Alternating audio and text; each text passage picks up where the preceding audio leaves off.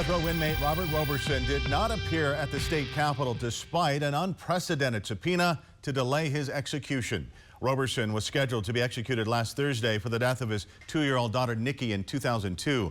Minutes before he faced lethal injection, the Texas House Criminal Jurisprudence Committee issued a subpoena for him to testify.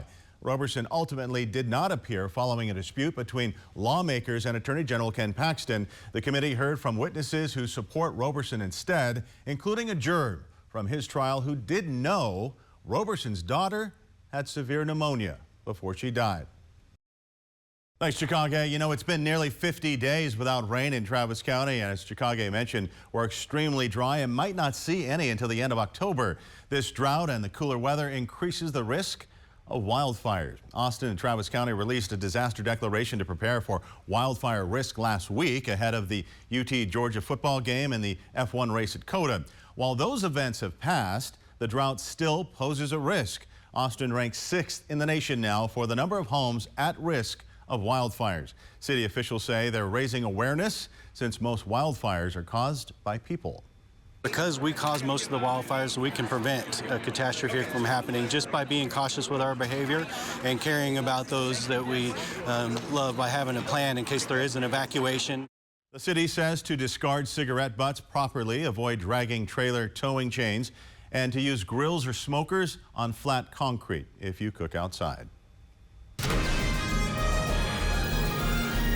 Over 50,000 people showed up to the polls on the first day of voting in Travis County. That's more than the last 3 presidential elections, and lots more are expected to come. Travis County Clerk Daniel Limon Mercado says the county is expecting over 400,000 people to vote during early voting. She shared some tips for voters. First off, know your sample ballot. 30 other local positions are on the Travis County ballots outside of the presidential and state races. And when you do vote, make sure to bring a valid ID. A list of acceptable documents are at votetravis.gov.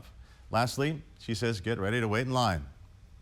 Grab a bite to eat, grab your bottle of water, and get to the poll place and just prepare. There might be a little bit of a line, but we have great election workers, and they'll get people in and out as quickly as possible. Austin residents can find polling sites at votetravis.gov. They're open from 7 a.m. to 7 p.m. Monday through Saturday and from noon to 6 p.m. on Sundays. Early voting ends November 1st. Vice President Kamala Harris is making a surprise visit to Houston. Why this stop is unusual and what may be the reason. Secretary of State Blinken is in Israel to push for a ceasefire where Israel and Hamas stand on negotiations.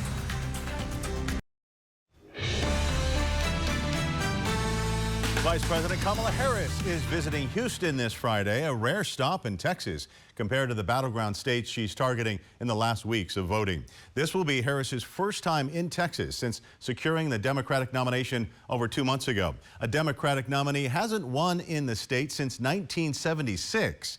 Harris's visit may signal Democrats' interest in the Senate race between Republican Ted Cruz and Democratic challenger Colin Allred. If Allred wins the seat, it would help the party obtain a majority in the Senate. A recent UT Texas Politics Project poll shows former President Donald Trump leads Texas by 5 points, while Senator Ted Cruz holds a 7-point lead over his challenger Colin Allred. The study was conducted earlier in October among 1,200 registered voters. Nearly 4 out of 5 voters are not at all likely to change their minds before they vote. Leaders in artificial intelligence spoke at the University of Texas at Austin today to answer how we can put humans first in AI innovation. The symposium is one of many Year of AI events UT is holding to advance AI research.